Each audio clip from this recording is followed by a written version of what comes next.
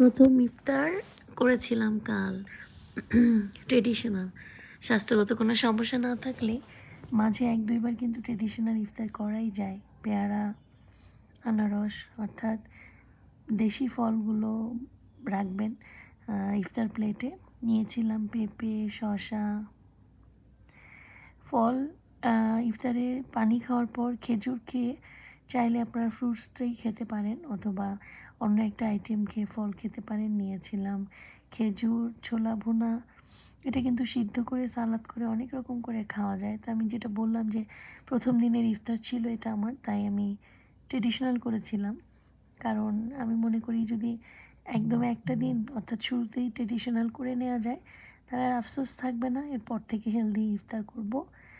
দুটো পেঁয়াজু, যেটা বাসায় করা, শুধুই মসুরির ডাল দিয়ে, খেসারির ডাল, অন্য কোনো ডাল আমি খাই না। আর একটা বেগুনি, এটার সাথে ছিল 1 গ্লাস লেবুর শরবত। সো আমি মনে করি অল্প খেলে খুব একটা ক্ষতি হবে না, তবে প্রতিদিন নয়।